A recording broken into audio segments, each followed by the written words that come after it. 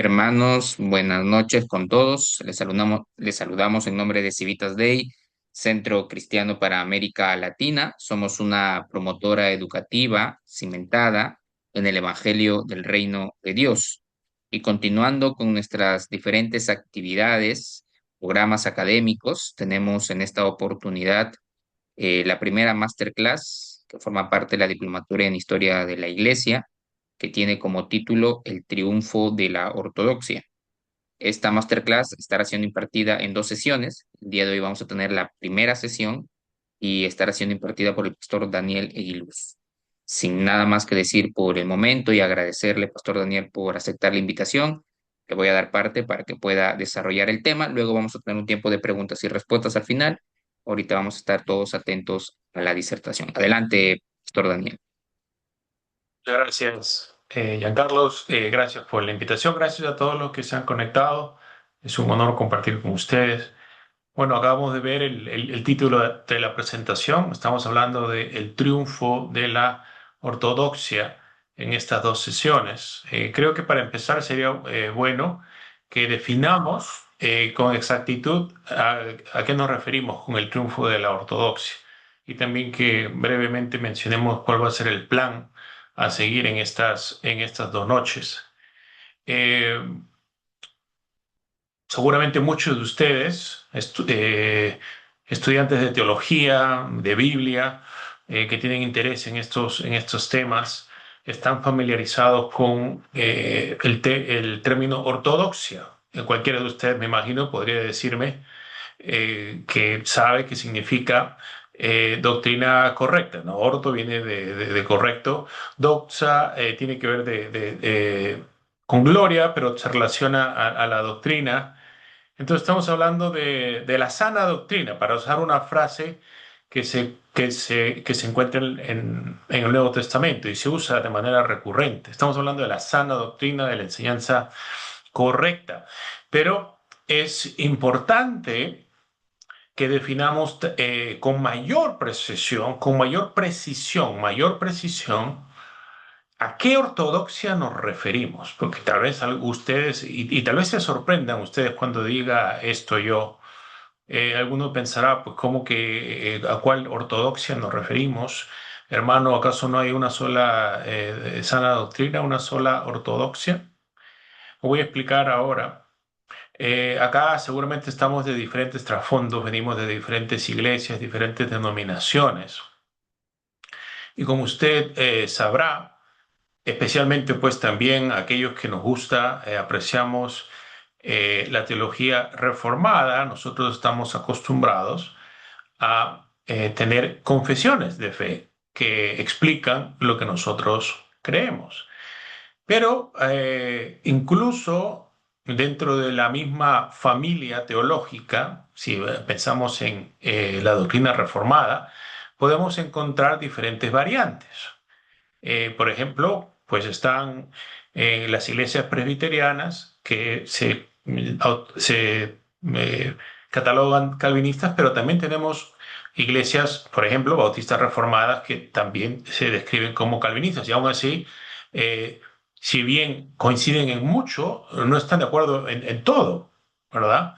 Entonces, ¿qué es lo que quiero decir con esto? De que en un sentido, cuando estudiamos teología nos vamos a encontrar a diferentes ortodoxias, porque cada iglesia, cada denominación va a tener su propio estándar doctrinal. Todos nosotros aquí somos evangélicos, todos, bueno, no sé si todos somos evangélicos, pero me imagino que la mayoría somos evangélicos, cristianos evangélicos. Todos vamos a afirmar de que la regla suprema para la doctrina y la fe práctica cristiana tiene que ser la Biblia, porque es la palabra de Dios, la palabra inspirada. Pero aún así, muchos de nosotros que, como hemos dicho, no vienen de trasfondos en los que se estudia la teología, tienen sus confesiones doctrinales y esas confesiones sirven como un tipo de estándar doctrinal, por debajo de la Biblia, pero al fin y al cabo estándar doctrinal. Y entonces vemos así de que de cierta manera podemos encontrar diferentes ortodoxias, incluso entre los mismos evangélicos, ¿no? hay una ortodoxia reformada. Dentro de la ortodoxia reformada hay diferencias entre vertientes. Hay también una ortodoxia luterana, hay una ortodoxia anglicana y así sucesivamente, ¿verdad? Entonces, ¿a cuál de todas estas ortodoxias nos referimos en estas dos presentaciones? Cuando hablamos de el triunfo de la ortodoxia. Cuando hablamos de la ortodoxia, estamos hablando de la ortodoxia en un sentido clásico, que va mucho más antes del inicio de la Reforma. Estamos hablando de los estándares doctrinales que la Iglesia desarrolló, especialmente en los siglos cuarto y quinto, con respecto a sus doctrinas cristológicas y trinitarias. Cristológicas y trinitarias. Estamos hablando principalmente de la doctrina de Cristo, de la persona de Cristo, y también de la doctrina de Dios y de la doctrina de la Trinidad. Fíjense que es en estos dos puntos de la persona de Cristo, la persona o mejor dicho, la doctrina de la Trinidad, estamos hablando de doctrinas primarias que todos los evangélicos hemos tenido, por lo menos históricamente, en común. Fíjate, entonces esta es una ortodoxia que trasciende las diferencias doctrinales que existen entre protestantes evangélicos, ¿verdad? Entonces, a esta ortodoxia nos estamos refiriendo a la ortodoxia cristiana clásica, que no solamente es de interés para evangélicos, sino que incluso estamos hablando, fíjense para que se den cuenta ustedes, eh, de la importancia de esto y cuánto abarca este término. Estamos hablando de aquello que incluso se considera ortodoxia dentro del catolicismo romano y también de otras iglesias históricas como las iglesias ortodoxas del Este, ¿no? Entonces estamos hablando de, si podemos decirlo de esta manera, la ortodoxia más católica en el sentido de universal, ¿no? La ortodoxia más universal de todas. Estamos hablando una vez más acerca de la definición de las doctrinas de Cristo y, consecuentemente, de la Trinidad, ¿no? Entonces, nos referimos a esta ortodoxia en particular. Pero fíjense que el título de la presentación no solamente es ortodoxia, sino el triunfo de la ortodoxia. ¿Por qué se habla del triunfo de la ortodoxia? Porque lo que encontramos cuando estudiamos no solamente la historia antigua, que es la que nos estamos enfocando, realmente esto lo vamos a encontrar en cada generación de la iglesia. Lo encontramos en el presente. Usted lo ha encontrado en su experiencia ministerial. ¿A qué me refiero? Es a la lucha con la falsa doctrina, con la herejía, ¿verdad? Desde el comienzo de la iglesia, hemos visto de que Cristo encomienda a la iglesia una fe que tiene que predicar, que tiene que proclamar, que tiene que enseñar.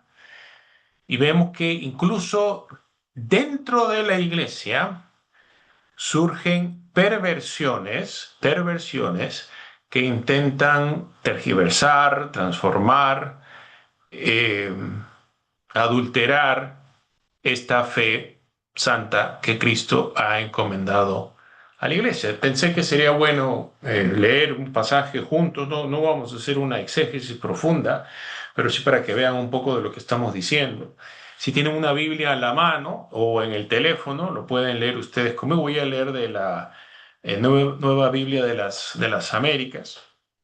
Fíjense lo que dice la epístola de Judas, la epístola de Judas. Saben que esto tiene un solo capítulo, pero si se dan cuenta, en los versículos del tres al 4, fíjense lo que dice. Amados, por el gran empeño que tenía en escribirles acerca de nuestra común salvación, he sentido, fíjense, la necesidad de escribirles exhortándolos a luchar ardientemente por la fe que de una vez para siempre fue entregada a los santos. Aquí realmente está la explicación del título que tenemos acá, del triunfo de la ortodoxia. Porque fíjense, primero encontramos que desde el comienzo hay tal cosa como una ortodoxia. Hay una sola fe que ha sido entregada, dice, de una vez y para siempre. De una vez y para siempre. Es importante acá también notar esto, eh, de que la fe cristiana es una fe que se ha entregado íntegramente, completamente, desde el comienzo para la iglesia. Nosotros no agregamos artículos de fe con el pasar del tiempo. Lo que nosotros hacemos es esclarecer aspectos de la fe que Cristo ha dado, pero nosotros no nos inventamos nuevos artículos, sino que la tarea de la teología es simplemente esclarecer esta fe única que Cristo ha encomendado a la iglesia desde el principio, dice, de una vez para siempre. Pero fíjense acá también vemos la lucha de la herejía contra la ortodoxia. Dice sentido la necesidad de escribirles exhortándolos a luchar ardientemente por la fe. Acá hay una lucha. Pues, ¿a qué se debe esta lucha? Versículo 4 dice, pues algunos hombres se han infiltrado, fíjense que esto surge de adentro. Estas herejías de las que vamos a encontrar aparecen dentro de la iglesia.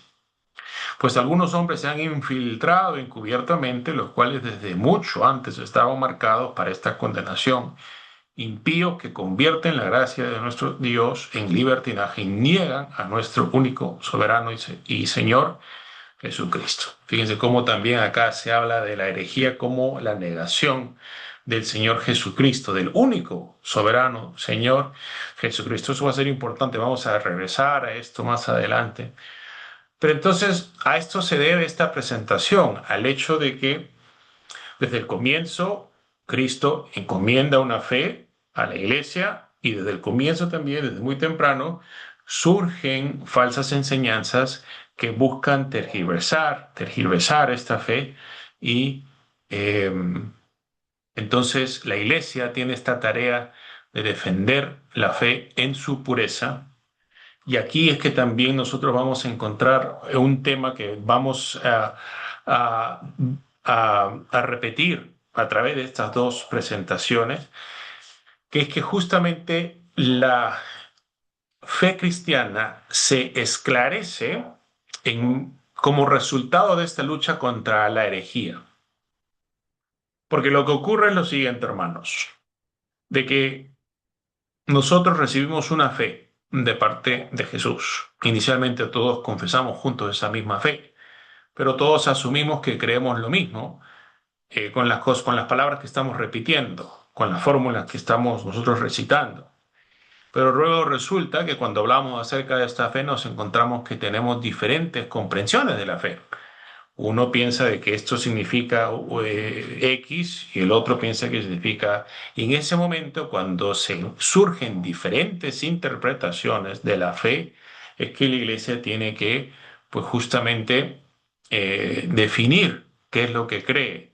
Y acá es donde se desarrolla la doctrina, se desarrolla la teología, porque también si vamos a ser honestos, vamos a tener que reconocer de que lo que encontramos en nuestros libros de teología presente no es exactamente igual a lo que encontramos en la Biblia. ¿Y para qué se debe esa diferencia? Pues justamente que han pasado 2000 años de luchas, debates, controversias y también de definiciones más claras, más precisas acerca de lo que la Iglesia cree y confiesa.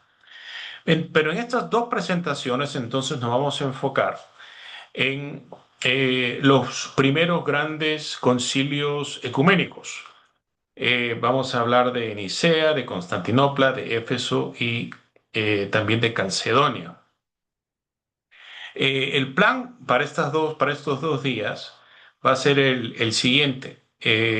Quiero que en esta primera presentación, el plan es básicamente que lleguemos hasta Nicea. No sé cuánto de Nicea vamos a llegar a cubrir. Los otros concilios ecuménicos vamos a desarrollarlos el día de mañana, Dios mediante. pero vamos a entonces en esta primera presentación un poco trazar el desarrollo para que entendamos cómo es que surgen estos debates, por qué son importantes y por qué también confesamos lo que nosotros confesamos y por qué toman la forma que toman. Eso es lo que vamos a ver en estos primeros, en esta primera presentación. Entonces, lo que vamos a hacer lo que el resto de nuestro tiempo es hacer un repaso de los desarrollos más importantes que surgen en los siglos primero, segundo, tercero y luego también ver el surgimiento de la controversia que se va a desencadenar en el primer concilio ecuménico. Entonces, ese es el plan para estos 2 días. Entonces, quiero que en este momento consideremos un poco acerca de lo que ocurre en el primer siglo. En el primer siglo. Entonces empezamos hablando un poco acerca de el desarrollo de la ortodoxia y la lucha, esta lucha por la ortodoxia en el primer siglo. Hace un momento, dije yo, leyendo Judas, de que se habla de una fe que fue encomendada a la iglesia de una vez y para siempre. Bueno, ¿cuál es esta fe? ¿Cuál es esta fe cristiana que nosotros tenemos que creer y defender a toda costa? Bueno, ya de cierta manera les di una pista con lo que leímos acá, pero quiero que en este momento vayamos al texto de Mateo 16. Mateo 16. Mateo 16. Si tiene su Biblia, como le dije, le invito a que me acompañe a leer esto. Lo puede leer también en su celular. Fíjense, estamos en el capítulo 16. Este pasaje es muy conocido también, muy controversial, se interpreta de diferentes maneras, pero quiero que empecemos con el versículo 13. Versículo 13. Fíjense lo que dice la palabra de Dios. Esa se titula aquí en esta traducción La confesión de Pedro. Dice la palabra de Dios: cuando Jesús llegó a la región de Cesarea de Filipo, preguntó a sus discípulos: ¿quién dicen los hombres que es el Hijo del Hombre? Ellos respondieron, unos Juan el Bautista y otros Elías, pero otros Jeremías o alguno de los profetas. ¿Y ustedes quién dicen que soy yo?, les preguntó Jesús. Simón Pedro respondió: tú eres el Cristo, el Hijo del Dios viviente. Entonces Jesús le dijo: bienaventurado eres, Simón, hijo de Jonás, porque esto no te lo reveló carne ni sangre, sino mi Padre que está en los cielos. Yo también te digo que tú eres Pedro, y sobre esta roca edificaré mi iglesia, y las puertas del Hades no prevalecerán contra ella. Vamos a seguir leyendo un poco más en unos minutos, pero quiero que en este momento un poco reflexionemos en la importancia de lo que acabamos de leer y porque va a ser muy pertinente para este desarrollo de la ortodoxia en los otros siglos que vamos a estar considerando. Toda la fe cristiana, escúchame lo que le estoy diciendo, toda la fe cristiana se construye sobre esta confesión de Pedro. Aquí es donde empieza el cristianismo, por lo menos doctrinalmente, ¿no? Teológicamente. ¿Por qué se nos llama a nosotros cristianos? ¿Por qué se llama a nuestra religión cristianismo? Es justamente porque su característica esencial, primordial, fundamental, es esta confesión que tenemos nosotros de que Jesús de Nazaret es el Cristo, el Hijo del Dios viviente. Somos cristianos porque confesamos a Jesús como el Cristo. Ya saben ustedes bien, Cristo significa Mesías, el ungido, ¿no? El que Dios, el Salvador, el Rey Salvador que Dios había prometido por siglos a su pueblo y que finalmente envía aquí en la persona de Jesús. Y también vemos la importancia de esta confesión en lo que el Señor Jesús le dice a Pedro. Le dice, yo también te digo que tú eres Pedro, sobre esta roca edificaré mi iglesia. Y obviamente también había yo dicho hace un momento de que este pasaje es muy controversial, lo debaten católicos romanos con evangélicos, ¿qué quiere decir esto? ¿Verdad? Está hablando acerca del papado, no del papado. Bueno, acá creo que todos vamos a estar de acuerdo de que no está hablando acerca del papado, pero lo que sí tenemos que nosotros reconocer aquí es de la importancia de la confesión de Pedro que el Señor da cuando dice que sobre esta roca edificará su iglesia, ¿no? A veces se dice, ¿no?, el juego de palabras, Pedro, piedra, Cefas, en arameo, ¿verdad?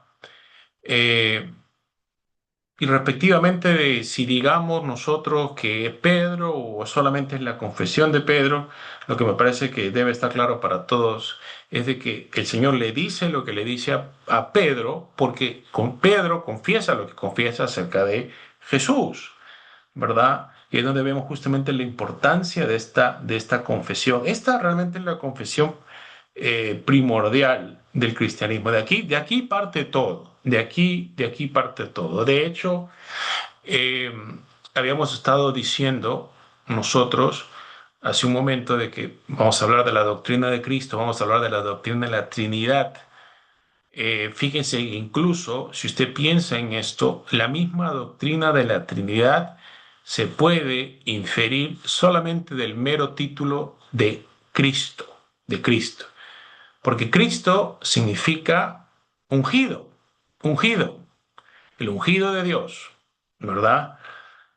Y el nombre implica tres cosas, ¿no? Está el que unge, está el ungido y está la unción, el Espíritu Santo.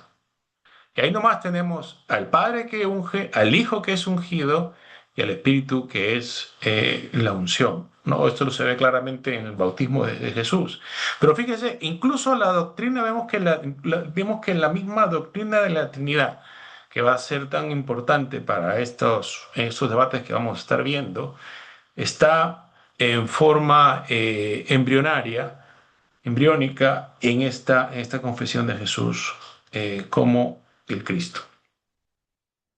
Ahora bien, lo que también es importante notar en este pasaje tan importante es que en este contexto en el que Jesús está hablando con sus discípulos, la expectativa judía acerca de quién era de lo que iba a ser el Mesías era muy diferente a lo que Jesús finalmente hace, ¿verdad?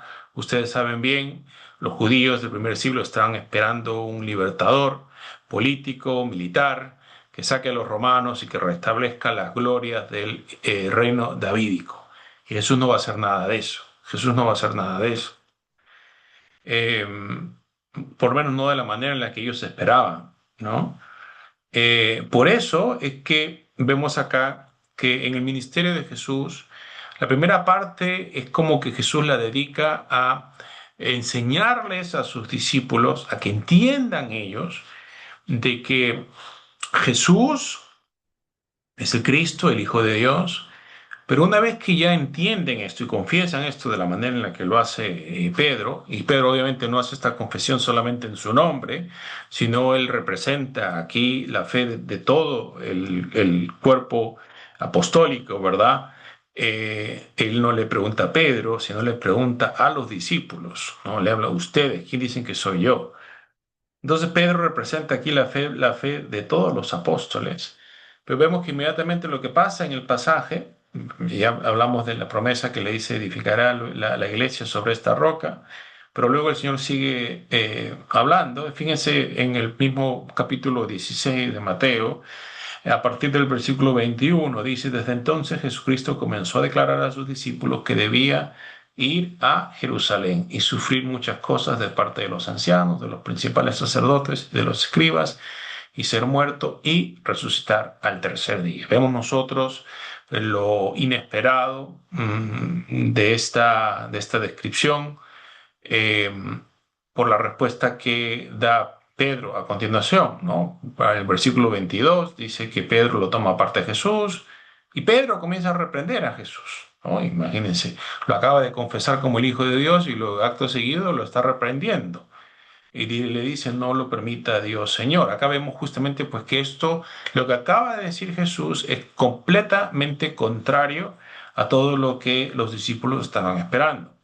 Pero aún así vamos a ver de que a partir de este pasaje en los evangelios Jesús dice que les repite y les repite y les repite a los discípulos que él como Cristo debía dar su vida, ser rechazado, crucificado, pero que iba a morir, morir y resucitar al tercer día. ¿Para qué les estoy yo mostrando esto?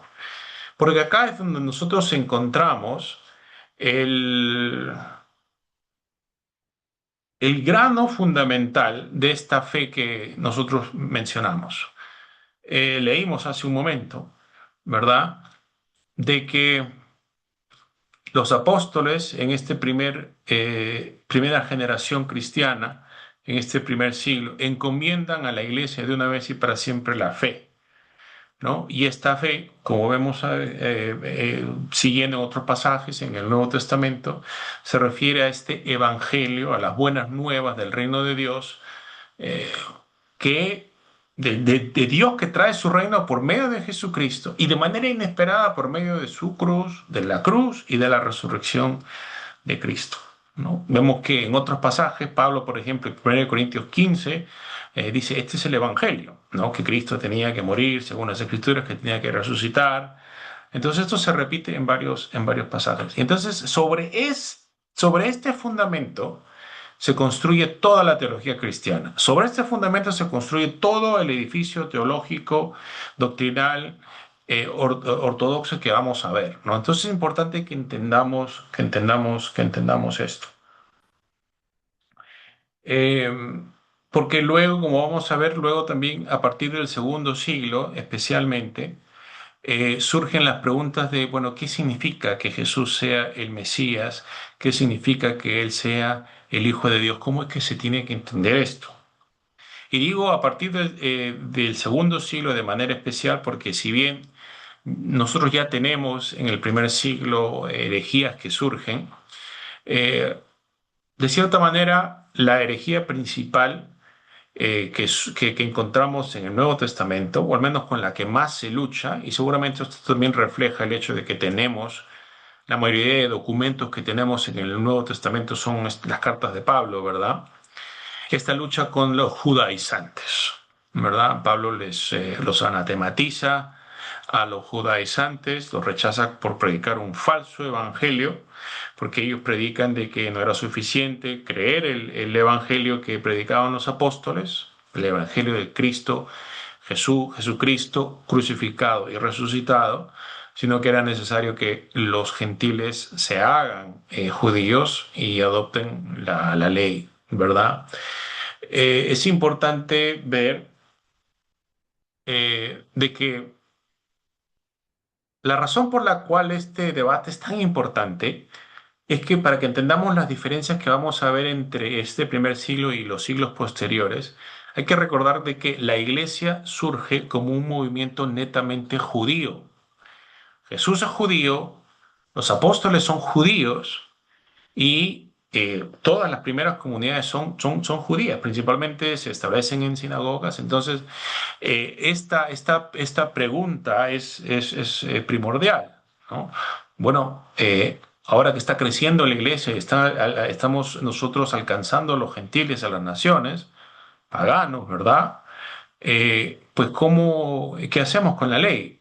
Porque inicialmente todos los judíos guardaban la ley, incluso los judíos cristianos, ¿verdad? Los judíos, los mismos apóstoles. Vemos que cuando Pedro tiene que ir a predicar a la casa de Cornelio, él ni siquiera quiere entrar, no quiere contaminarse, porque está guardando la ley, ¿no? Entonces, esto es lo que explica un poco de por qué es que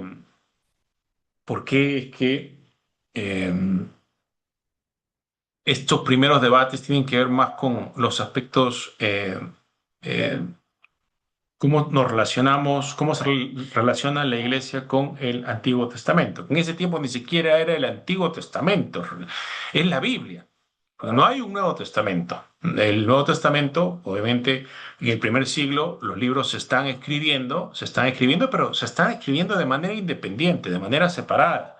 La Biblia no cae del cielo así con los 66 libros que nosotros tenemos. La Biblia no fue escrita como un solo libro, es una colección de libros, una colección de libros. Y por lo menos el Nuevo Testamento va a demorar algunos siglos para que finalmente tome la forma que nosotros conocemos, ¿verdad? Entonces la Biblia de la primera iglesia es las escrituras hebreas. Los primeros discípulos son todos judíos. Y entonces cuando crece por predicación de personas como Pablo, entre la iglesia crece entre gentiles, inevitablemente pues la primera pregunta grande va a ser pues cuál es la relación de la ley con estos nuevos creyentes gentiles.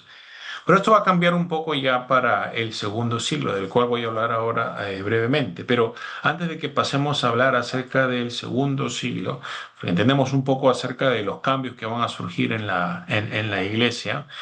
Quiero que sí veamos un episodio, o un episodio más aquí en el Nuevo Testamento, en el libro de los Hechos, porque hemos hablado acerca de el debate con los judaizantes, ¿verdad? La pregunta acerca de cómo se relaciona la iglesia con la ley de Moisés.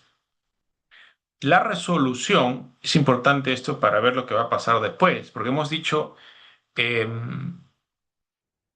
hemos hablado en la introducción acerca de los concilios ecuménicos, vamos a hablar de Nicea, vamos a hablar de Constantinopla, de Éfeso.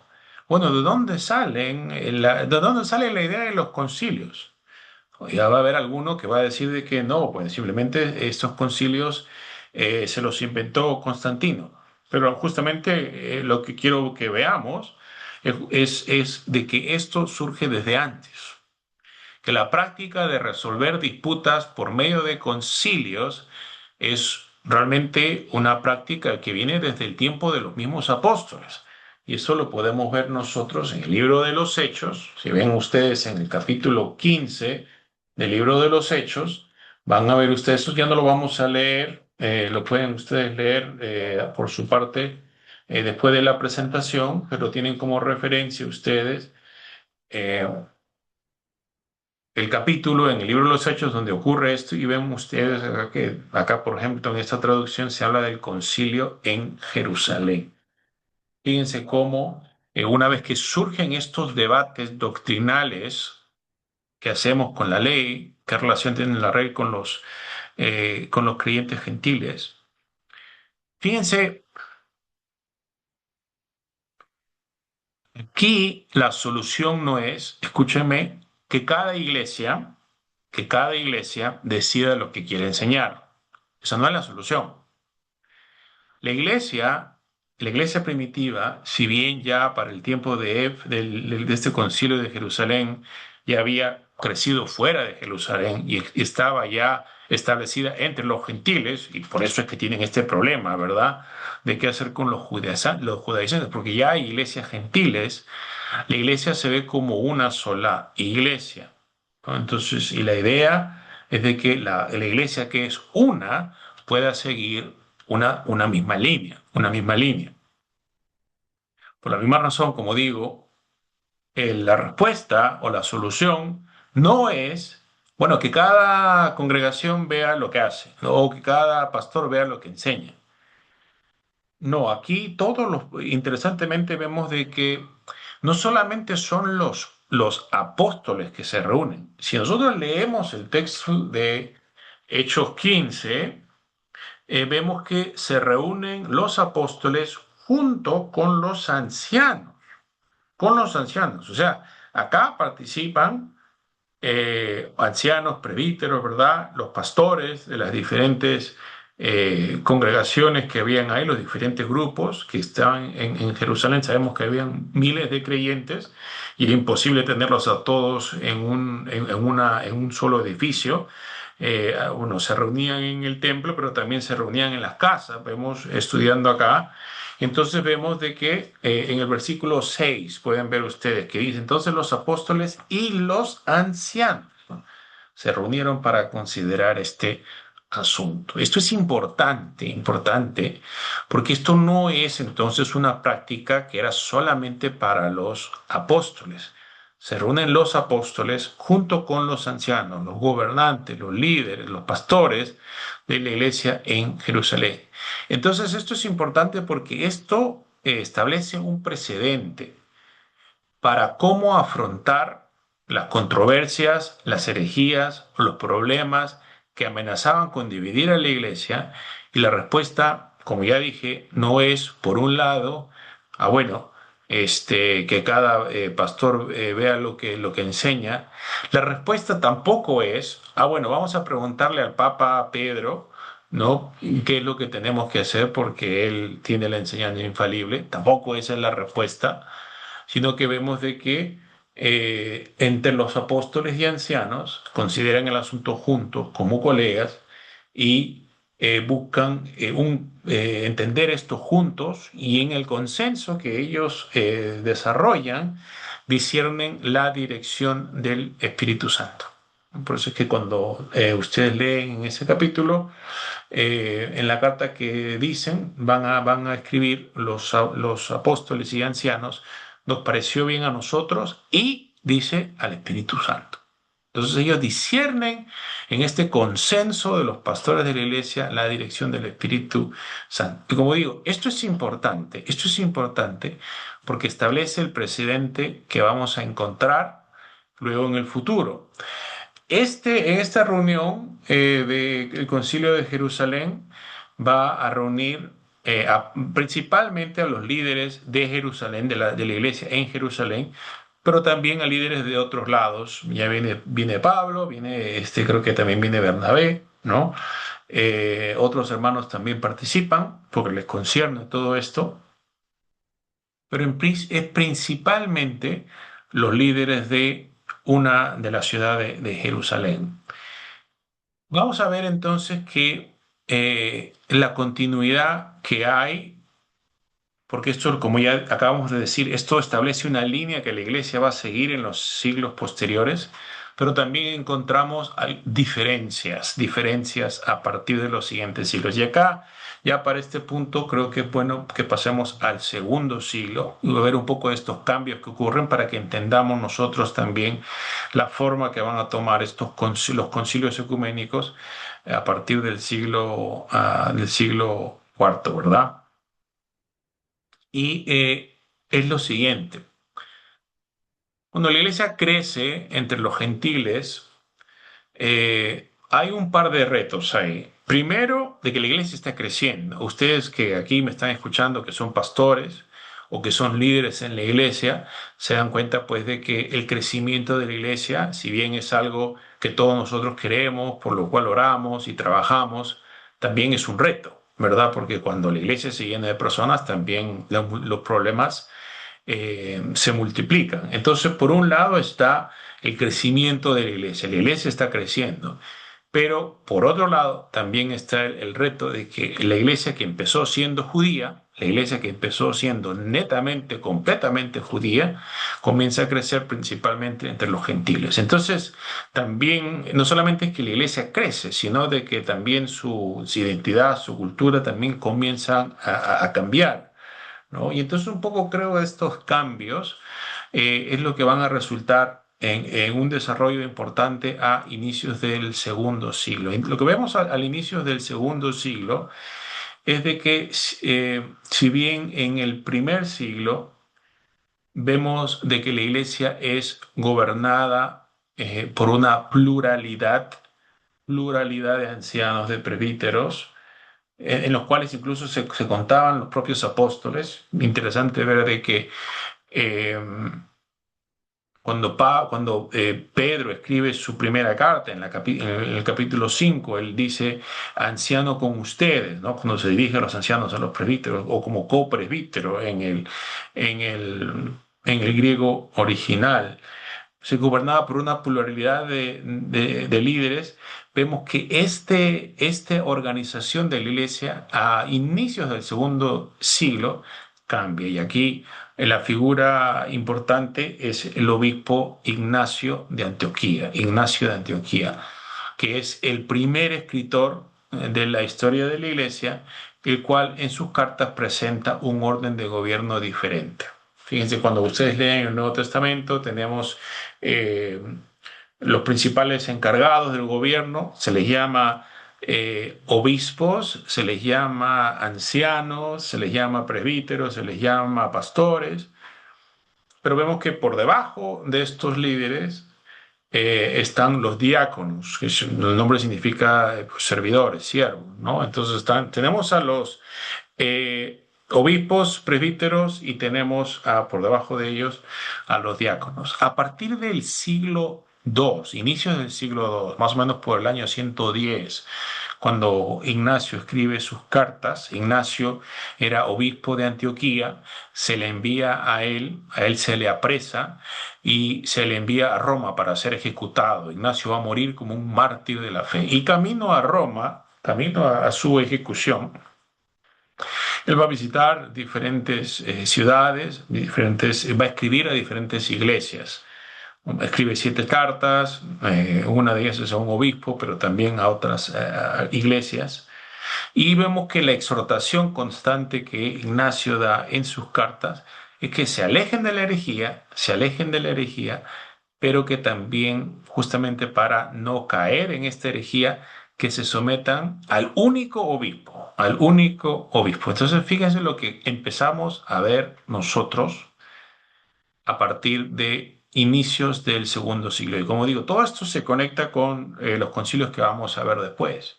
A modo de adelanto para que entiendan, ¿no? Eh, las personas que participan y toman decisiones en estos concilios ecuménicos que vamos a ver nosotros después, los que participan y toman las decisiones y votan en estos concilios no son los ancianos presbíteros que vimos nosotros en el concilio de Jerusalén. Son los obispos que empezamos a ver nosotros a partir de Ignacio. ¿Qué es lo que pasa? Aparentemente justamente porque la multiplicación de cristianos, la multitud del liderazgo, surgimiento de la herejía, incluso entre los mismos líderes, los mismos pastores, creaba muchos problemas, divisiones, cismas, caos en las iglesias. Y vemos pues que yo creo que también en parte justamente por esta influencia gentil, recuerden de que estos ya son ciudadanos del Imperio Romano, un imperio romano que de manera general está gobernado por un sistema monárquico. Está el emperador, en la región, en la provincia está el gobernador, luego pueden haber otros cargos, prefecto, ¿no? Que diferentes cargos, pero a lo que quiero llegar es, el poder tiende a centrar en una persona. Entonces, en este contexto social, cultural en el que se desarrolla la iglesia, vemos este cambio que ocurre, que en vez de que se reconozcan a varios ancianos, presbíteros u obispos, que también se les llamaba obispos inicialmente, a partir de Ignacio vemos que ya la iglesia comienza a limitar el título de obispo a un solo pastor, que se convertía en el centro de unidad y de ortodoxia en la iglesia local. Y cuando hablamos de la iglesia local no estamos hablando de una congregación de muchas, sino estamos hablando de toda la iglesia en una ciudad, ¿no? En el caso de Ignacio sería pues la iglesia de Antioquía, ¿no? Y entonces, este obispo tenía que ser un maestro ortodoxo, ¿verdad? Eh, pero siendo uno solo, entonces también, si alguien quería considerarse dentro de la iglesia ortodoxa, dentro de la iglesia de Cristo, tenía que estar en comunión con este obispo, ¿no? Los que no están en comunión con el único obispo están fuera de la iglesia, ¿no? Al menos a partir de este siglo. Interesantemente vamos a ver de que lo que empieza, la tendencia que empieza con Ignacio a inicios del siglo II, ya para fines del siglo II ya se ha generalizado. Es algo realmente extraordinario lo que ocurre, porque vemos que ya para fines del siglo II este gobierno episcopal monárquico se ha establecido en toda la iglesia. No encontramos ninguna iglesia de origen apostólico de que para fines del siglo II tenga una forma de gobierno diferente. Todas están gobernadas por estos obispos únicos o monárquicos, ¿verdad? Y eso es algo realmente muy interesante porque vemos que incluso cuando hay divisiones, cismas, se fractura la iglesia en diferentes grupos, incluso los grupos que se dividen, vamos a ver que ellos también son gobernados por un único obispo, ¿no? Entonces lo que vemos es que ya para el segundo siglo ya todo esto está establecido. ¿Por qué es importante esto viendo este tema del triunfo de la ortodoxia? Porque justamente porque la iglesia tenía estos problemas de las herejías que traían divisiones, las herejías que traían divisiones, es que uno de los métodos principales va a ser justamente el establecimiento de este gobierno episcopal. Y van a ser estos obispos, los que entonces van a organizar ya no concilios locales de una ciudad, sino comienzan a organizar a partir del tercer siglo concilios provinciales, regionales, ¿verdad? Vamos a ver que todavía va a ser imposible que se pueda organizar la iglesia en un concilio ecuménico general, universal, porque todavía es una iglesia ilegal, una religión ilícita dentro del imperio. Ahí está la persecución, hay otros problemas, ¿verdad? Pero vemos que esos obispos desarrollan una red, una organización realmente impresionante a través de todo el imperio, en la que ellos van a mantenerse en comunicación, van ellos a trabajar juntos, van a reconocerse mutuamente para mantener a la iglesia unida. Una de las cosas que quiero mostrarles también, una vez más, esto está en el Nuevo Testamento para que vean a veces son pasajes que realmente no notamos, pero para que vean un poco acerca de por qué es lo que motiva a la Iglesia Apostólica en el primer siglo a centrar el poder en un solo obispo ortodoxo.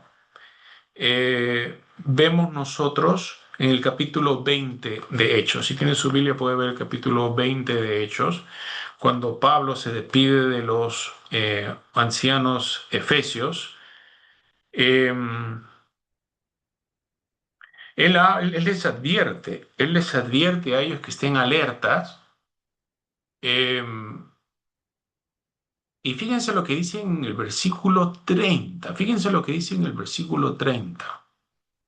Fíjense, de hecho, empezando del versículo 29. Este es Pablo. Le está hablando Pablo a los ancianos que él mismo ha establecido en Éfeso. Dice, sé que después de mi partida vendrán lobos feroces entre ustedes, que no perdonarán al rebaño. También de entre ustedes mismos se levantarán algunos hablando cosas perversas para arrastrar a los discípulos tras ellos. Fíjense esta declaración tan impresionante. Pablo, podríamos decir, está profetizando, ¿no? De alguna manera.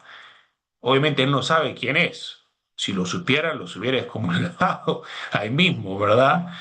Pero pues sabía que entre los mismos pastores, que él, sobre los cuales él ha impuesto mano, se van a levantar lobos. Fíjense, acá vemos la herejía y el cisma. Herejía y el cisma, y cómo se relacionan el uno al otro. En el versículo 30 dice, de entre ustedes mismos se levantarán algunos hablando cosas perversas. Ahí está la herejía, ahí está la desviación, ¿verdad? Pero justamente porque se comienza a enseñar algo diferente a lo que la iglesia cree y confiesa, esto resulta también en división.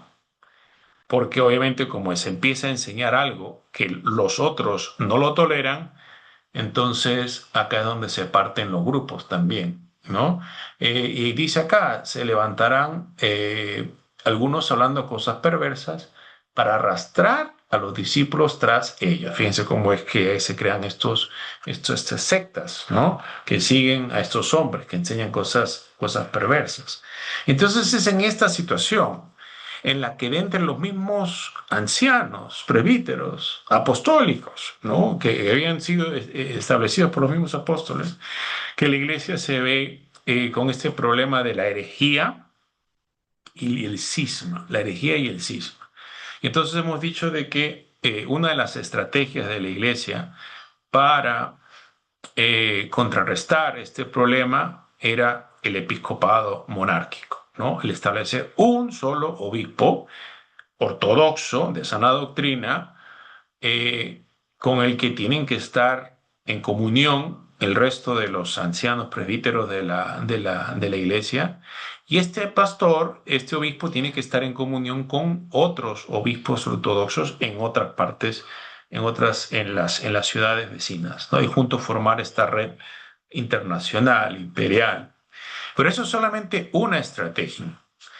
La otra estrategia es de que justamente se comienzan a formar, bueno, acá todavía no vamos a tenerlos en la forma que vamos a encontrar después, pero podríamos decir que ya empiezan aquí a surgir las semillas o los primeros brotes, indicios de lo que vamos luego a tener con los credos, ¿no? Habíamos hablado acerca de esta fe fundamental que Cristo encomienda a la iglesia, de Jesús de Nazaret como el Cristo que muere por los pecados y resucita el tercer día, ¿no? Vemos que en Hechos se dice que los que reciben esta predicación apostólica son los que son bautizados, recibidos como miembros de la iglesia y contados entre los salvos, ¿no? Entonces, el bautismo en este contexto significa la aceptación de la predicación apostólica, la aceptación de la fe que Cristo encomendó a la iglesia. Ahora ustedes también saben, porque lo practicamos en la iglesia y lo leemos en la Biblia, que el bautismo era un bautismo trinitario, ¿no? Cristo le dice a los discípulos en la Gran Comisión de que vayan y bauticen en el nombre de el Padre, del Hijo y del Espíritu Santo. Entonces, ¿qué es lo que comienza a ocurrir acá? La iglesia predica el evangelio apostólico. El evangelio apostólico se recibe en el bautismo. El bautismo es realizado de forma trinitaria, en el nombre del Padre, el Hijo y el Espíritu Santo.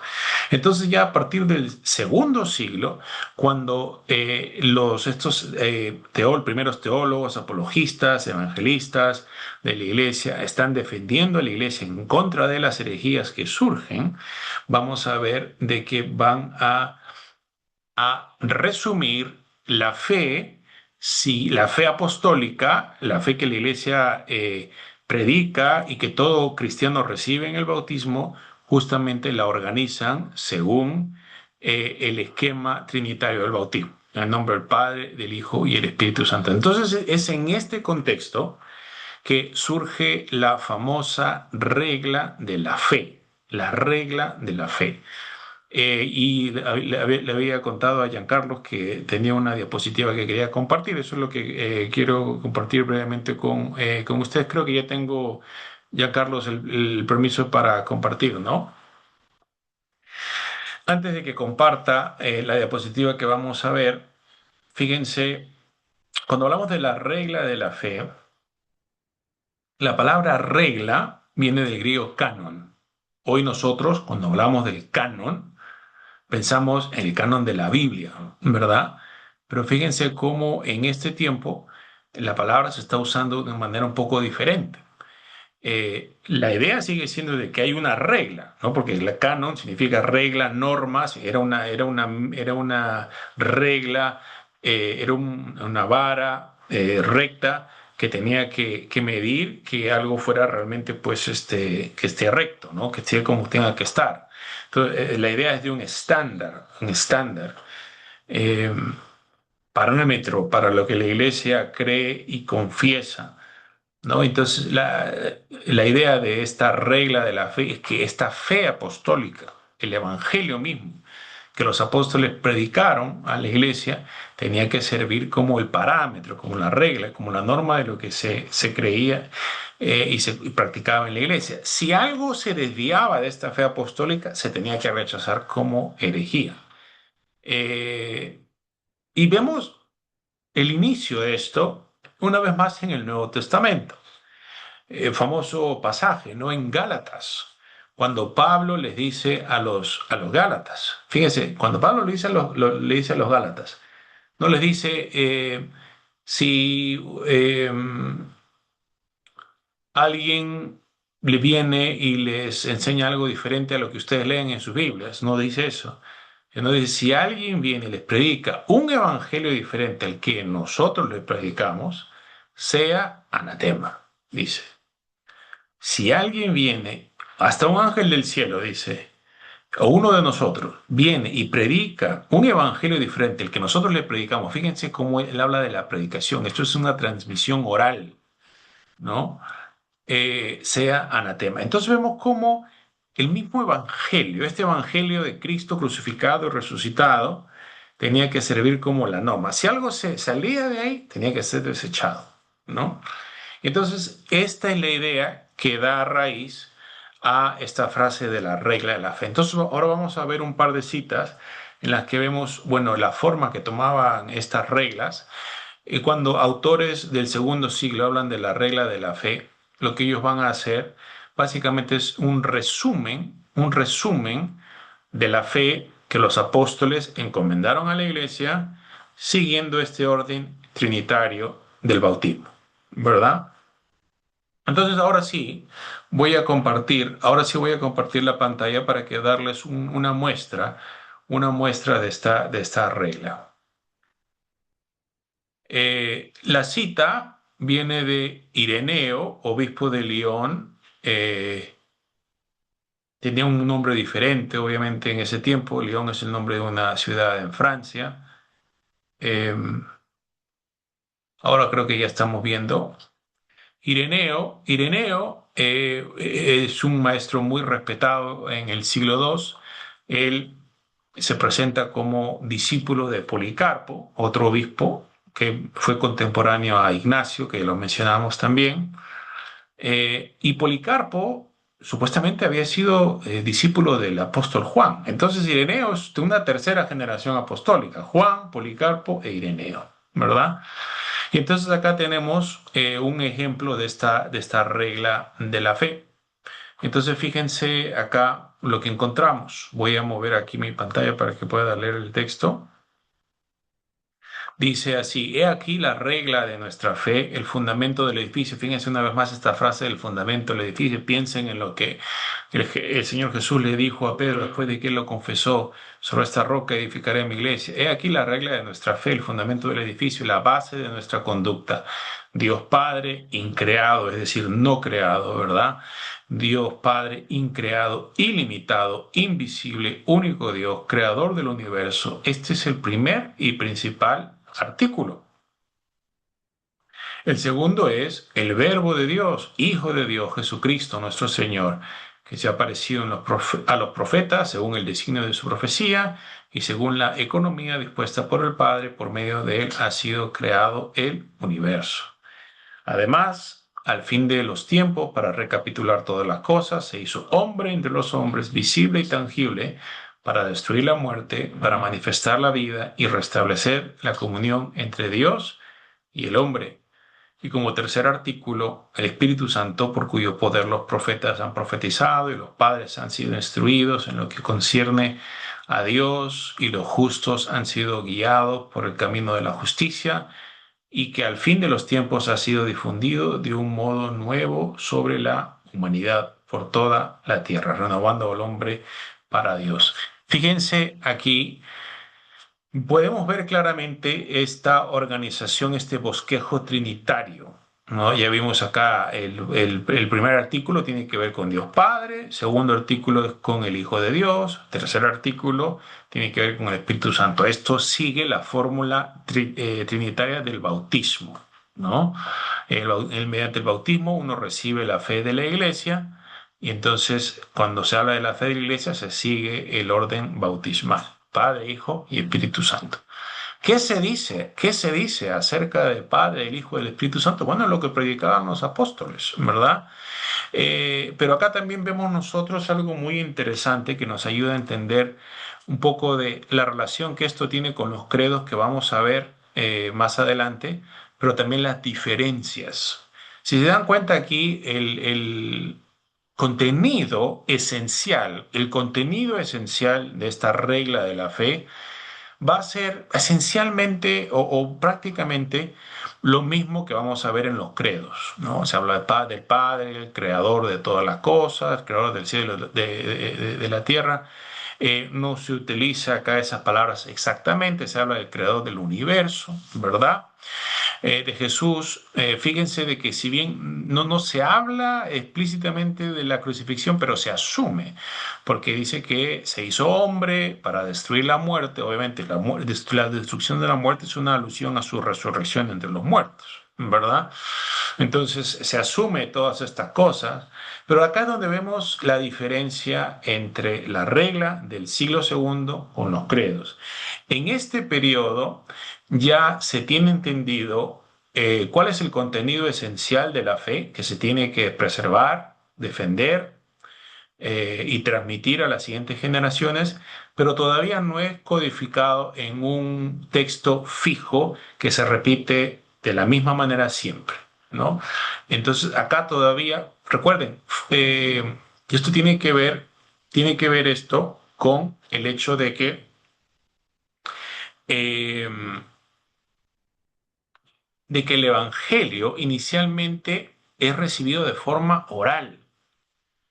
Ya les dije yo, cuando los apóstoles plantaban las primeras iglesias, ellos no venían con los 66 libros de la Biblia y le decían, bueno, aquí está la Biblia, entonces ya con esto estudienla bien y entonces van a estar bien ustedes, ¿no? Habían las escrituras hebreas, pero no había un Nuevo Testamento. Lo que ellos les encomendaban era el evangelio que les habían predicado, ¿no? Esta tradición oral apostólica, ¿no? Y entonces de esa manera se recibe el evangelio. No hay un solo texto. Entonces eso también explica por qué cuando se habla de la fe, vamos a ver que se describe en una forma bastante orgánica, fluida, no hay una sola fórmula. Básicamente esto se recita a base de la memoria de lo que se ha recibido, pero también se aplica a las circunstancias, ¿no? Recuerden de que estamos diciendo de que esto se desarrolla como una herramienta en contra de la herejía, pero vemos que surgen diferentes herejías. En el siglo segundo van a haber herejías que van a atentar contra la divinidad de Cristo. Habían, por ejemplo, grupos como los ebionitas, que eran grupos judíos que lo veían a Jesús como un ser humano, piadoso, extraordinario, pero no divino, humano, meramente humano, ¿verdad? Entonces, van a haber grupos heréticos como los ebionitas, que van a negar la divinidad de Cristo. Pero van a haber otros grupos que van a cometer un diferente tipo de herejía. Están, por ejemplo, los docetistas. Los docetistas, a los que Ignacio alude en sus cartas. La palabra docetismo viene del griego dokeo, que significa parecer, aparentar, ¿no? Entonces, ¿por qué se les llama de esa manera? Porque estas personas pensaban de que Jesús aparentaba tener un cuerpo humano como el nuestro, pero que realmente no era, tenía un cuerpo espiritual, no era un cuerpo como el nuestro, ¿no? Porque ellos pensaban de que la materia era algo malo, defectuoso, ¿no? Entonces, fíjense, hay grupos que niegan su divinidad, otros grupos que niegan su humanidad. Al punto, ¿qué es lo que quiero decir? De que hay diferentes tipos de herejías en este segundo siglo. Entonces, cuando se invoca la fe de la iglesia en la regla para hacer frente a estas herejías, se usa esto de manera muy, muy fluida. Si estoy yo luchando contra aquellos que niegan la divinidad de Cristo, entonces cuando yo recito o recuerdo la fe, enfatizo la divinidad, ¿no? Puedo llamar a Cristo Dios, puedo decir de que Él es el Logos eterno de Dios, pero si yo estoy luchando contra aquellos que niegan su humanidad, entonces, recuerdo la regla o la fe apostólica de una manera diferente, dando énfasis pues, a que Él se encarnó, a que Él fue crucificado, a que a Él lo tocaron los apóstoles. ¿Se dan cuenta? Entonces, vamos a ver de que cuando se hace alusión a esta regla, el contenido en esencia es el mismo, pero la manifestación varía de acuerdo al reto que se tiene delante, ¿verdad? Entonces, es un uso bastante dinámico, bastante dinámico. Pero acá hay otra diapositiva que quiero compartir con ustedes. Los estudiosos, los especialistas, ven ellos todas estas instancias de la regla. Yo tengo otra presentación en la que solamente hablo de esta regla, esto es lo que le estoy compartiendo. Acá tenemos una cita de Tertuliano, Orígenes. Hay diferentes autores que hacen alusión a la regla. Entonces, lo que los especialistas hacen es comparan todas estas instancias de la regla en todas sus variantes y tratan de discernir el contenido de esta fe que todos están defendiendo. Y acá, de un especialista muy, muy respetado, empezó luterano y terminó en otra iglesia, y así ya falleció este doctor, Jaroslav Pelikan. Él nos presenta el bosquejo esencial de esta regla de la fe. Y si ustedes lo ven, van a pensar de que están leyendo el credo que van a ver después. Dice, por ejemplo, son tres puntos. Primer punto, el único Dios verdadero, el creador del cielo y de la tierra. Punto número dos, su único Hijo Jesucristo, nacido de la Virgen, divinamente poderoso en palabra y obra, que tiene que ver con los milagros, ¿verdad? Crucificado bajo Poncio Pilato, resucitado de los muertos y que regresará a juzgar al mundo. Punto número tres, el Espíritu Santo, quien inspiró a los profetas de antaño y cuyo aliento es la vida de la Santa Iglesia, ¿no? Entonces fíjense cómo eh, esta regla, antigua regla del segundo siglo, es lo que va a resultar en los credos posteriores. O sea, esta fe la iglesia la tiene desde el comienzo. Empieza con esta confesión de Jesús crucificado y resucitado.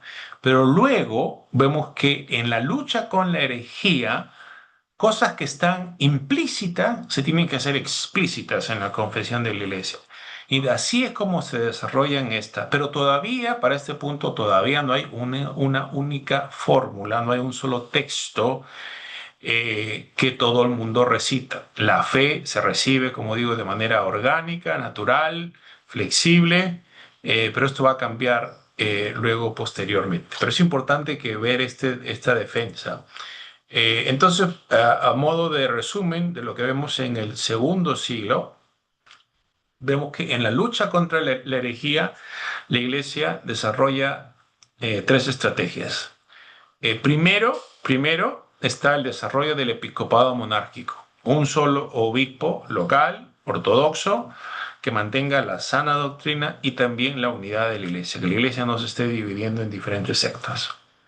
Segundo, está pues lo que va a convertirse en el credo. Todavía no hay un credo, ¿verdad? Pero la fe del credo ya está ahí, ya se resume, es la fe que defienden los obispos, es la fe en la que tienen que estar ellos de acuerdo para estar en comunión. Si no están de acuerdo en esta fe, no van a estar en comunión, se van a rechazar como herejes.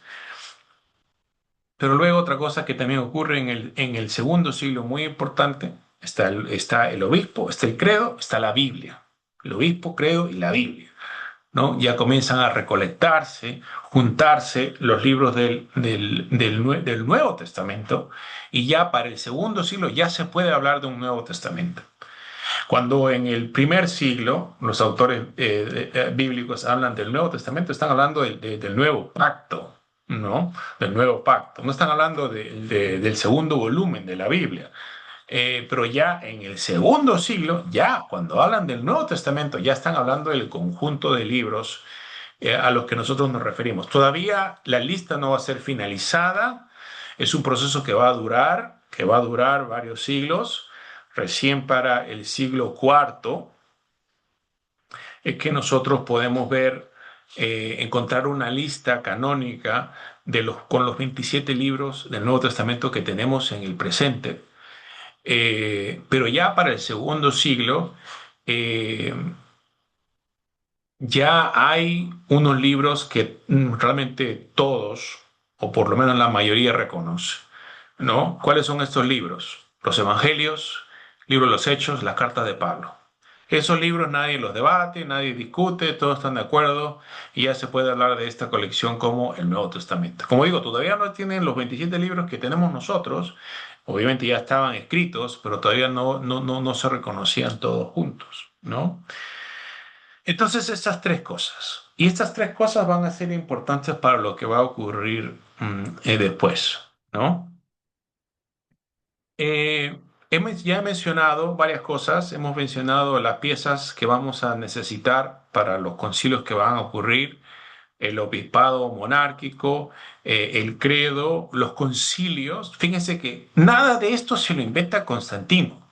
Todas estas cosas la iglesia ya venía practicándolas desde el principio, ¿no? Pero entonces tenemos credo, tenemos concilios, tenemos obispos, a los obispos ya. Eh, Hemos visto también de que las principales herejías que se debaten tienen que ver pues con la persona de Cristo, cómo entendemos su humanidad, cómo entendemos su divinidad, pero todavía no hay un concilio que pueda representar a toda la iglesia. No, estos son concilios regionales, provinciales, que si bien se pueden escribir de una provincia a otra y se mantienen en comunicación y coordinan, pero todavía no hay un concilio que represente a toda la iglesia. Esto va a cambiar en el siglo cuarto, a inicios del siglo cuarto, ¿no? Que ya estamos entrando un poco, nos quedan unos 15 minutos en la presentación, pero ya para el siglo cuarto esto va a cambiar, porque en el siglo cuarto surge esta figura de Constantino. Constantino. Constantino es sumamente importante para la historia del cristianismo, para la historia del mundo.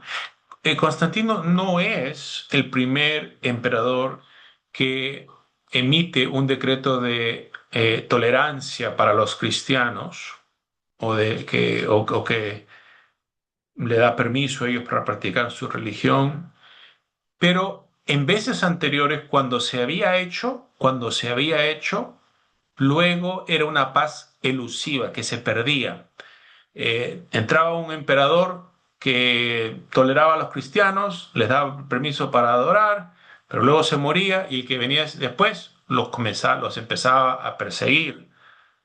Pero Constantino va a marcar pues el punto en el que él va a legalizar el cristianismo con ese famoso decreto de Milán y estamos acá salteándonos muchísimas cosas como se pueden imaginar, pero pues esto es un resumen relámpago de lo que ocurre y pues si quieren ustedes saber un poco más acerca de cualquiera de estos detalles, vamos a tener un tiempo también de preguntas y respuestas pronto, pero Constantino va a surgir en un momento en el que el poder imperial está compartido entre cuatro emperadores.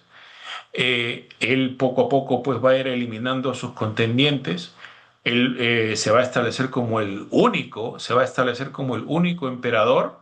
Él alega que Jesús se le presenta en un sueño y le dice que él iba a vencer con la señal de la cruz en sus escudos.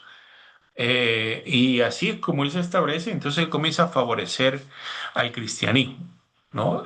Constantino comienza a favorecer.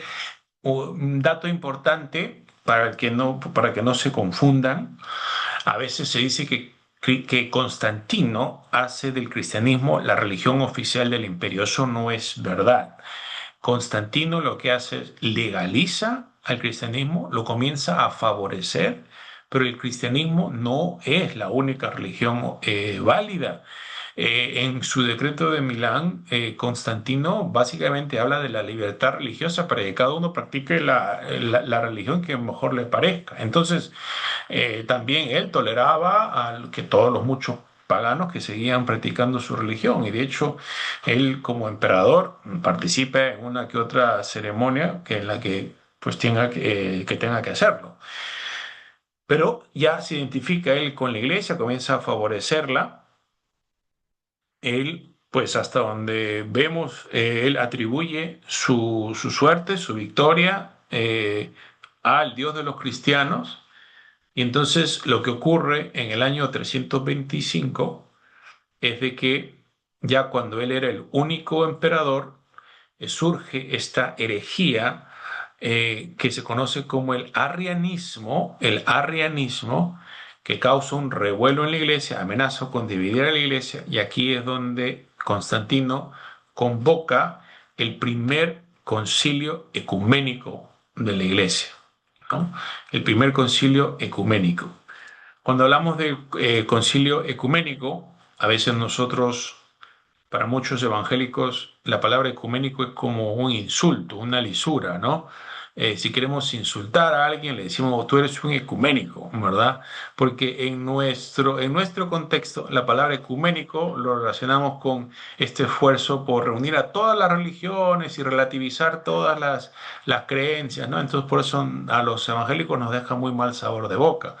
Pero en el contexto del cuarto siglo, cuando se habla de que algo es ecuménico, es algo general, universal, que tiene que ver con todo el imperio, con todo el imperio. Entonces, Constantino convoca a este primer concilio ecuménico para que los obispos de las iglesias, fíjense, los que toman las decisiones de qué se hacen doctrinales no es Constantino. Constantino no decide qué es lo que cree la iglesia. Él convoca a los obispos para que ellos debatan y ellos decidan. Pero sí les dice que tienen que ponerse de acuerdo y que y que lo que se acuerde en ese concilio se tiene que respetar y a los que no se acatan lo que se establece en ese concilio que iban a ser exiliados, ¿no? Entonces sí les pone presión a los obispos. Entonces fíjense también con este ejemplo, tampoco es que con Constantino acaba completamente la libertad religiosa, porque tampoco estos obispos que discrepaban con lo que concluye el concilio, no es que tampoco tenían la libertad de ellos de hacer lo que querían. Él les dice, si ustedes no están de acuerdo, si no firman este documento, pues los mandamos a una isla bien lejos, ¿verdad? Entonces, completa libertad tampoco había, completa libertad no había, pero él convoca esto. ¿En cuál era el problema del arrianismo? Vamos a tener que desarrollar esto un poco más el día de mañana, pero al menos para que nos identifiquemos acá, ¿verdad? El arrianismo se llama arrianismo bueno, no honor, sino en deshonor a Arrio, que era un presbítero. Recuerden, en este tiempo, presbíteros están por debajo de los obispos. Obispos, presbíteros y diáconos, ¿verdad? Arrio es un presbítero, o sea, no es un jefe principal, de segundo rango es, en la iglesia de Alejandría, ¿no? Entonces, fíjense en este tiempo en el que todavía no hay confesiones escritas, detalladas para todos, la fe se transmite de manera bastante fluida, por decirlo así. Eh, Todavía hay personas como Arrio que pueden estar en la iglesia, pero tener sus ideas descabelladas, ¿no? Y entonces Arrio se va a meter en problemas cuando él comienza a enseñar de que Jesucristo, de que Jesús como Hijo de Dios eh, tiene inicio en su vida. O sea, que hay un punto en el que Él no existe, que Él pasa de no existir a existir. En otras palabras, de que el Hijo de Dios es una criatura de Dios, que tiene inicio de su vida. No estamos hablando de la vida humana de Jesús, porque todo el mundo va a tener que decir que la vida humana de Jesús empieza en el vientre de su madre, como todos los humanos, ¿verdad? Cuando estamos, lo que se debate es acerca del origen de Jesús como Hijo de Dios, como Verbo divino, como el Logos divino. Y aquí es donde Arrio va a decir de que Dios lo crea a Jesús de la nada, ¿verdad? Y que lo que ocurre de que, pues, como hemos dicho, Arrio es un líder de segundo rango. Acá el problema se soluciona bien rápido si el obispo pues se encarga de silenciar a este falso maestro. Efectivamente, el obispo de Alejandría, Alejandro, lo condena a Arrio, pero ¿qué es lo que pasa? Arrio luego se va a buscar apoyo en otras ciudades, con otros obispos. Y él, pues, no sabemos exactamente cómo es que va a, los argumentos con los que va a convencerlos, pero van a haber algunos obispos de ciudades importantes que van a comenzar a abogar por Arrio. Y aquí es donde ya este conflicto toma dimensiones mayores, porque ya no estamos hablando del problema entre un obispo y su subordinado, sino estamos hablando de problemas entre obispos de ciudades importantes, ¿no? Entonces, justamente para evitar de que la iglesia se divida, es que Constantino convoca este concilio y acá donde se encara esta amenaza de Arrio. Y yo creo que tal vez hasta aquí podríamos llegar y ya el día de mañana continuamos viendo pues el aporte especial que Nicea hace a la teología y luego ver los otros concilios ecuménicos. No sé qué te parece bien, Giancarlos. Creo que está bien, creo que ya bastante información tenemos y creo que podemos pasar un tiempo de preguntas y respuestas. Muy Pero bien. antes, Pastor, me gustaría que se pueda presentar con los hermanos, ¿no? Cuéntanos un poquito de su testimonio, qué es lo que viene haciendo para la obra del Señor, ¿no? Muy bien, con mucho gusto. Ya saben mi nombre porque lo ven en la pantalla, ¿verdad? Y me presentaron Daniel Iglús. Giancarlos mencionó que soy pastor. Estoy yo ordenado en una denominación presbiteriana de Estados Unidos, pero si bien estoy ordenado, mi trabajo principal no es el pastorado. Principalmente yo trabajo como misionero dedicado a la educación teológica. Trabajo con una organización norteamericana, pero servimos a diferentes seminarios, institutos, organizaciones educativas, ¿no? En esta noche tengo el placer de apoyar acá a Civitas Day, pero también pues servimos a diferentes lados y nos dedicamos a la educación teológica.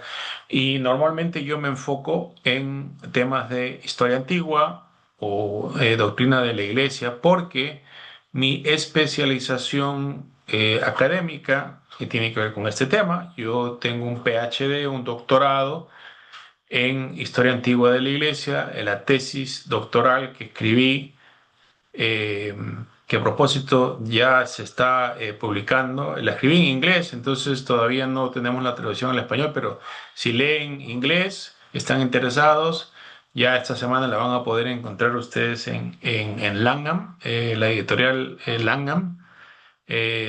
Si quieren lo puedo deletrear después, pero escribí la tesis acerca del obispo Cipriano de Cartago del tercer siglo, eh, y me interesa mucho el tema de la unidad de la iglesia.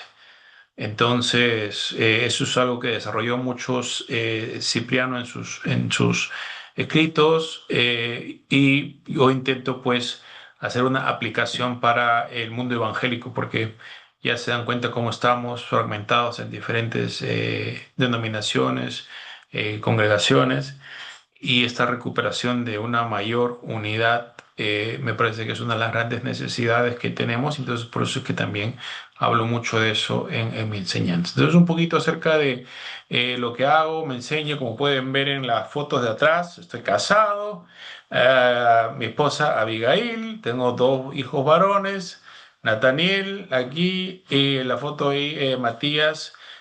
Esas fotos están un poco antiguas, pero Nathaniel tiene 8 años, Matías tiene 5. Muy agradecido con Dios por la familia que me ha dado, agradecido por el apoyo que me da mi esposa y lo maravilloso que son los niños, ¿no? Entonces, es un poco acerca de mi persona. Si tienen alguna otra pregunta, seguramente me van a poder decir. Simón.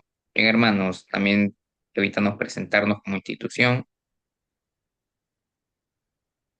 Nosotros somos Civitas Day, Centro Cristiano para América Latina. Somos una promotora educativa cimentada en el Evangelio del Reino de Dios. Puede visitarnos en nuestras diferentes redes sociales, en Facebook, YouTube e Instagram, para que no te puedas perder ninguna de nuestras actividades, ya sea gratuitas u otros programas de cursos o diplomaturas eh, que nosotros promovemos como institución educativa. También eh, animarte a que puedas eh, considerarnos a nosotros como parte de tu educación. Promovemos principalmente programas de diplomaturas, diplomatura en teología reformada, diplomatura en teología sistemática, diplomatura en teología del pacto, diplomatura en historia de la iglesia, diplomatura en matrimonio y familia, también diplomatura en cristianismo y cultura. En junio vamos a estar iniciando nuestro siguiente ciclo académico, en junio. Y aquí tenemos los cursos que en junio van a iniciar. Tenemos el curso de apologética familiar, el curso de ética cristiana, el curso de historia de la iglesia medieval, estudio la teología bíblica del Nuevo Testamento, el curso de doctrinas, Cristo y la salvación, el curso teología del pacto, que es una de nuestras particularidades como institución. Este es un curso importante para nosotros, Teología del Pacto, y lo dividimos en dos módulos, desde una perspectiva de la Confesión de Westminster y desde una perspectiva de la Confesión de Londres de 1689. Así que te animo a que puedas considerar estos cursos.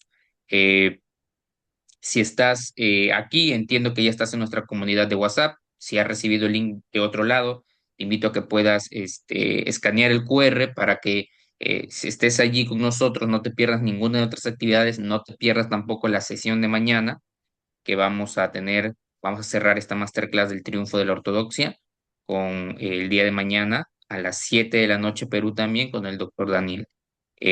Agradecerle, pastor, tal vez palabras de despedida para cerrar la transmisión, animando a los hermanos a que sigan creciendo en la educación teológica, que esto también pues sirva para su vida espiritual, ¿no? Pastor, adelante. Bueno, pensaba de que íbamos a responder algunas preguntas, no sé si... Sí, vamos a eh, cerrar la transmisión y luego ¿no? ya, Ok. pues, Ya entendí, ya entendí. Bueno, entonces agradecerles a todos por los que nos están viendo, por habernos seguido de esa manera y los esperamos el día de mañana, Dios mediante. bien, hermanos, vamos a pasar al tiempo de preguntas y respuestas y cerramos la transmisión.